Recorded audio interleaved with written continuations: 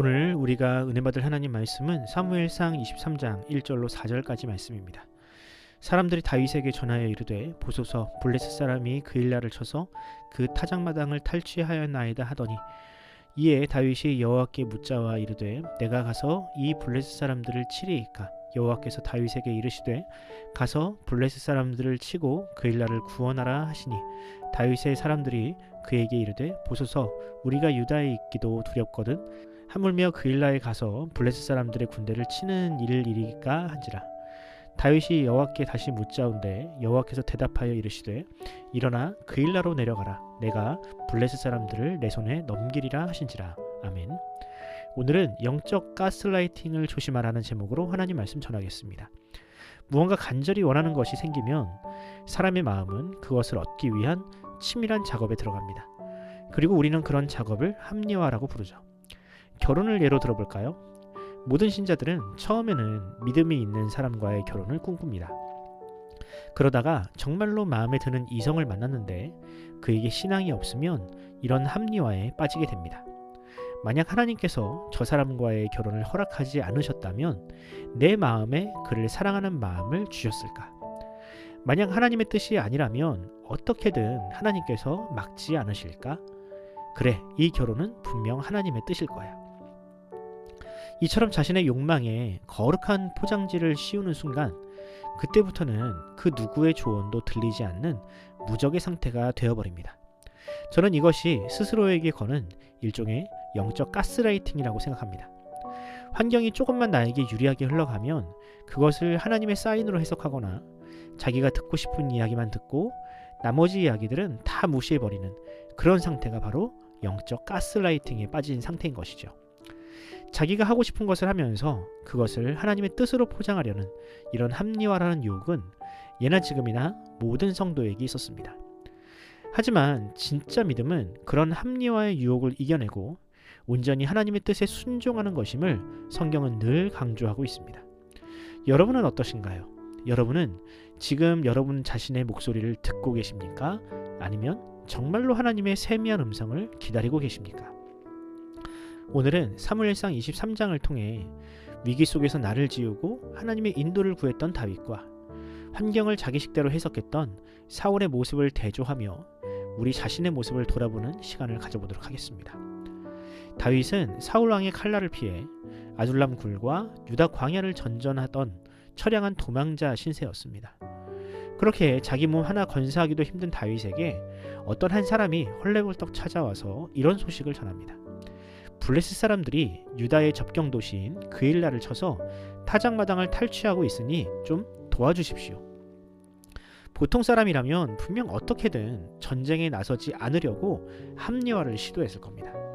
왜냐하면 그는 왕도 아니고 무엇보다 지금은 사울에게 쫓기는 신세였기 때문입니다. 소위 내 코가 석자인데 누구를 돕겠는가 라며 합리화를 해도 누가 뭐라고 할 사람이 없었습니다. 그런데 다윗은 어떤 반응을 보입니까? 본문 2절을 읽어드립니다.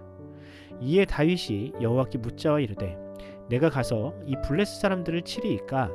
여호와께서 다윗에게 이르시되 가서 블레셋 사람들을 치고 그일라를 구원하라 하시니. 다윗은 이 소식을 듣고 자신의 내면의 소리를 듣지 않았습니다. 반대로 그는 하나님께 묻는 기도의 자리로 나아갔습니다. 그리고 하나님은 어떻게 대답하셨나요? 가서 블레셋 사람들을 치고 그일라를 구원하라고 답하십니다.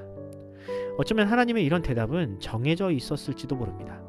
왜냐하면 위기에 처한 사람을 돕고 긍휼을 베푸는 일은 하나님의 성품 그 자체이기 때문입니다.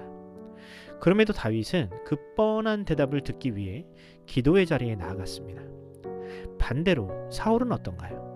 본문 7절 이하를 보면 사울은 다윗과 정반대로 행동했습니다. 사울은 다윗이 그일라에 들어갔다는 소식을 듣고 이렇게 외칩니다. 본문 7절입니다. 다윗이 그일라에 온 것을 어떤 사람이 사울에게 알림해 사울이 이르되 하나님이 그를 내 손에 넘기셨도다. 그가 문과 문 빗장이 있는 성읍에 들어갔으니 갇혔도다. 사울은 하나님께 기도하지 않았습니다. 그럼에도 불구하고 그는 하나님의 뜻을 아주 쉽게 판단해버립니다. 단지 다윗의 위치가 노출되었고 다윗을 잡을 결정적인 기회가 찾아왔다는 이유로 하나님께서 자신의 편에 서셨다고 결론 내어버립니다. 결과는 어떻게 되었습니까? 다윗은 마치 도간에 든 쥐와 같은 처지였지만 사울은 다윗을 잡지 못했습니다. 성경은 그 이유를 이렇게 이야기합니다. 본문 14절입니다. 다윗이 광야의 요새에도 있었고 또 십광야 산골에도 머물렀으므로 사울이 매일 찾되 하나님이 그를 그의 손에 넘기지 아니하시니라. 그렇습니다. 사울이 아무리 집요하게 다윗을 쫓고 상황을 자신에게 유리하게 해석해도 결국 하나님의 뜻을 넘어서지는 못했습니다. 다윗이 사울에게 잡히지 않았던, 반대로 사울이 다윗을 잡지 못했던 이유는 딱 한 가지였습니다. 다윗은 하나님의 뜻에 순종하는 삶을 살았고 사울은 자신의 유익을 하나님의 뜻으로 포장하는 삶을 살았습니다. 우리는 다윗의 이런 모습을 통해 예수님의 모습을 보게 됩니다. 예수님도 십자가라는 이 치열한 영적 전투를 앞두시고 하나님께 기도하셨습니다. 예수님은 어떻게 기도하셨나요? 자신이 하나님의 독생자이니 나의 뜻을 들어달라고 하셨나요? 아니요. 예수님은 오히려 내 원대로 마옵시고 아버지의 원대로 하옵소서라고 기도하셨습니다. 십자가라는 가장 고통스럽고 불리한 상황 앞에서 예수님은 자기 합리화를 하지 않으셨습니다. 오히려 자신의 뜻을 완전히 지우고 하나님의 뜻에 순종하셨습니다. 물론 세상은 예수님이 십자가에 못 박히셨을 때 사울처럼 생각했을 겁니다. 하나님이 그를 버리셨다. 하지만 하나님은 그 십자가를 통해 인류를 구원하는 위대한 승리를 이루어내셨습니다. 겉보기에 패배처럼 보이는 순종이 진정한 승리가 됨을 보여주신 것입니다. 사랑하는 성도 여러분, 하나님의 뜻을 아는 일은 결코 어렵지 않습니다. 하나님은 이미 당신의 뜻을 성경이라는 책에 다 적어 놓으셨고 우리의 마음, 특히 양심에도 당신의 생각을 심어 놓으셨습니다. 사울의 문제는 그런 명확한 하나님의 뜻을 외면하고 언제나 상황을 자기 중심적으로 해석한 데 있었습니다. 그렇게 나의 욕심이 투영된 응답은 반드시 독이 되어 돌아오게 됩니다.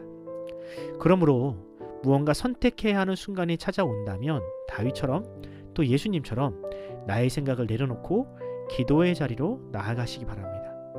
과연 나의 생각과 뜻이 성경적 가르침관에 부합하는지, 공동체의 유익이 되는지 생각해 보시기 바랍니다.